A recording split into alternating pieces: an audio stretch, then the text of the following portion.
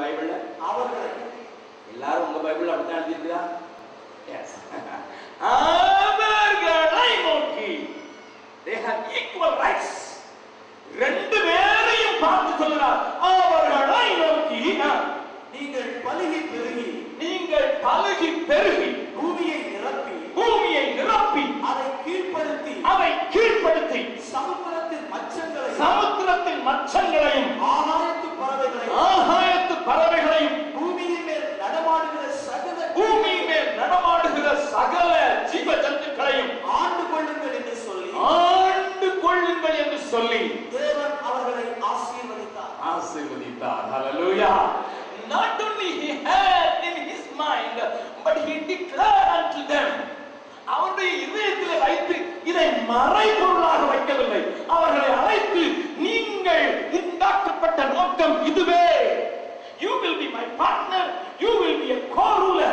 நீ என்னோடு கூட இணைந்து நீ ஆளுவதற்கு உண்டாக்கப்பட்டவன் என்று முதல் மனிதனுக்கும் மனுஷிக்கும் ஆண்டவர் சொல்லுகிறார். எத்தனை ஆனந்தமான ஒரு செய்தி பாருங்கள். நன்றாய் கவனித்து பாருங்கள். அப்படி உண்டாக்கப்பட்ட மனிதனுடைய நிலைமை, பாவம் என்கிற ஒரு காரியம் அவனுடைய வாழ்க்கையிலே கீழ்ப்படிதல் இல்லாமை என்கிற ஒரு காரியத்தின் மூலம் பிரவேசித்த போது அவனை அத்தனை உன்னதமான இடங்களில் இருந்து தாழ தள்ளிவிட்டது. ஐயா, இன்றைக்கு பிரசங்க பீடங்களிலே பாவத்தினுடைய வேதனையை, பாவத்தினுடைய பயங்கரத்தை, பாவத்தினுடைய காரியங்களை விளக்குவார் குறைந்து விட்டார்கள். Because they don't see the fall of the man.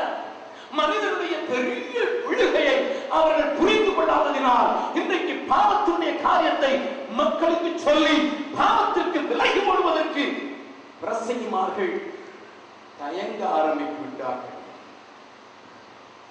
கவனியுங்கள். பாவம் மனிதனிலே நுழைந்த போதுதான் ஆள வேண்டியவன் அடிமையாயிட்டான். நான் தூத்துக்குடி பட்டணத்திலே வளர்ந்தவன். தமிழ்நாட்டிலேயே ஒரு அழுக்கு நகரம் உண்டு என்று சொன்னால் எங்கள் பட்டணம் தான் ஒத்துக்கொள்கிறேன். பிரதர் பெனடிக்ட் இங்கே இருக்கிறார். அவர் ஆமேன் என்று தான் சொல்ல வேண்டும், வழி கிடையாது. எனக்கு ஒரு சின்ன மகள் இருந்தாள். அவள் பீகாரிலிருந்து தமிழ்நாட்டுக்கு போகும்போது அவளுக்கு 4 வயதுல அவளை கூட்டிக் கொண்டு போகும்போது எங்க அம்மா கேட்டாங்க, அம்மா எங்க ஊர் பிடிச்சிருக்கா? அவள் 4 வயதுல சொன்னாள், பாட்டி உங்க வீடு நல்லா இருக்கு, நீங்கெல்லாம் நல்லா இருக்கீங்க, ஆனா உங்க ஊர் ஒரே நாட்டம், எங்க பார்த்தாலும் பன்றி தான் சுத்திக்கிட்டே இருக்குது. Everywhere you can see things. That is a beauty and the landmark of Thoothukudi. இதை நீங்கள் நான் என்னுடைய நகரத்தை குறித்து தாழ்வாய் பேசுறதில்லை, இது உண்மையை சொல்றதுல யாருக்கும் சங்கடம் இருக்க வேண்டியதில்லை. நான் அந்த ஊர்ல வளர்ந்தபடியினால பள்ளிக்கூடத்துக்கு ஒரு நாள் போய் கொண்டிருந்தேன். 6ஆவது வகுப்பு படிக்கும் போது நான் வீட்டுக்கு திரும்பி வரும்போது ஒரு மனிதன் நன்றாக குடி போதையில ஆடிக்கொண்டே வந்தான். நான் பின்னதாக வந்து கொண்டே இருக்கிறேன். அவனுடைய குடி போதையில போய் தொப் என்று ஒரு சகதியிலே சேற்றிலே விழுந்தான். அங்கே ஒரு பெண் பன்றி படுத்து இளைப்பாரி கொண்டிருந்தது. இவன் என்ன சொன்னான் தெரியுமா?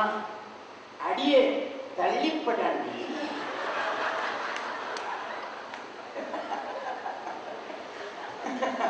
அவன் என்ன நினைத்து விட்டான்? குடி போதையில வீட்டின் படுக்கையிலே வந்து படுத்திருக்கிறேன், மனைவியை தள்ளி போக சொல்றேன்.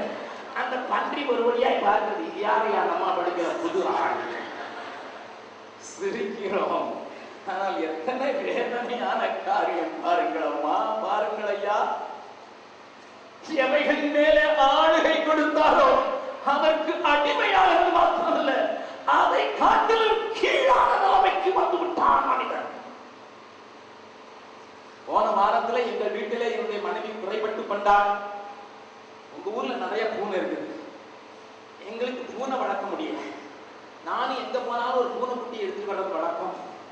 ஆனால் பக்கத்து வீட்டுக்காரர்கள் பூனை அவசகுணம் என்று அதை அடித்து கொண்டு விடுகிறார்கள். 10 பூனை இதுவரைக்கும் கொண்டு இருக்கிறார்கள். நாங்களும் விடாமுயற்சியா செய்தோம். அப்பொழுது என் மனைவி சொன்னால், பாருங்கள், நம்ம வீட்டுல பூனை இல்லாதனால எலி கொண்டு அட்டகாசம் ஒரு கூடை நிறையாக எல்லா பீரோல இருந்த சாமான்களையும் எடுத்து போட்டதை எடுத்துக்கொண்டது காட்டினாள்.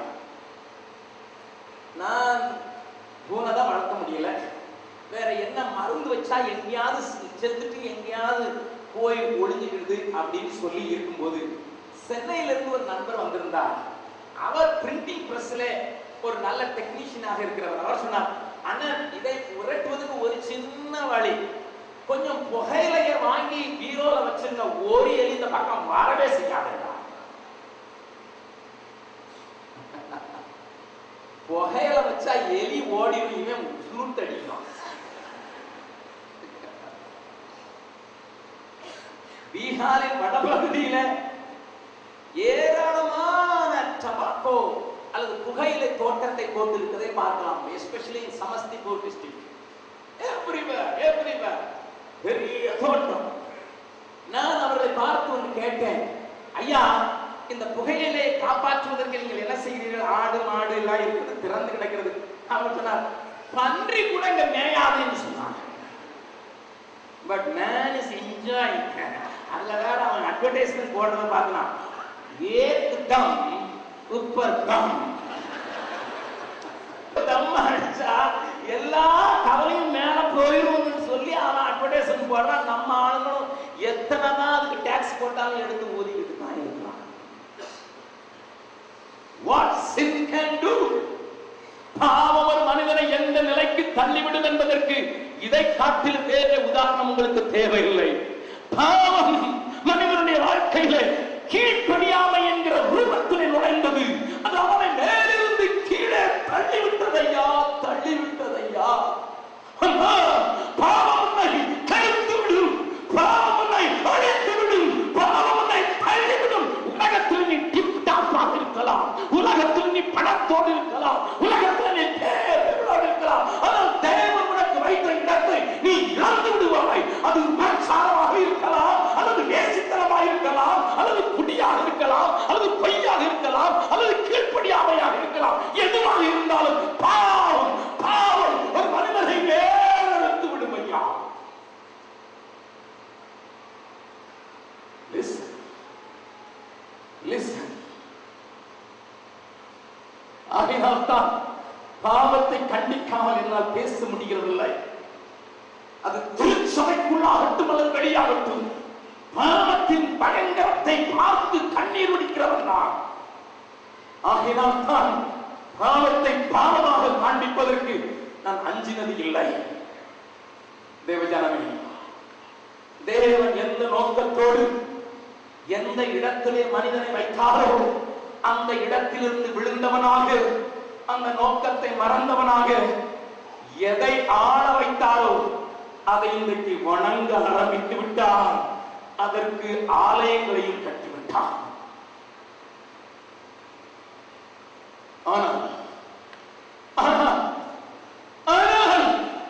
என் அன்பான ஆண்டவர் அந்த நோக்கத்தை மறக்கவே இல்லை, மறந்து போகவும் இல்லை. அதை நிறைவேற்றுவதற்காக என்ன செய்தார் என்பதை வேதம் சொல்கிறது. இறுதி புஸ்தகமாம் வெளிப்படுத்தலுக்கு திருப்புங்கள். Revelation chapter 3 verse 20 and 21. வெளிப்படுத்தின விசேஷம் 3வது அதிகாரம் 20வது 21வது வசனத்தை நாம் கொஞ்சம் வாசிக்க போகிறோம். தேவன் தம்முடைய நோக்கத்தை மறுபடி நிறைவேற்றுவதற்கு என்ன செய்தார் என்று வேதம் சொல்கிறதை வாசிக்கலாம். இதோ வாசற்படியில் நின்று தட்டுகிறேன், வாசற்படியில் நின்று தட்டுகிறேன். ஒருவனின் சத்தத்தை கேட்டு, ஒருவன் என் சத்தத்தை கேட்டு கதவை திறந்தார், கதவை திறந்தால் அவனிடத்தில் நான் பிரவேசித்து அவனோடு போஜனம் பண்ணுவேன், அவனோடு போஜனம் பண்ணுவேன், அவனும் என்னோட போஜனம் பண்ணுவான். But it doesn't stop there.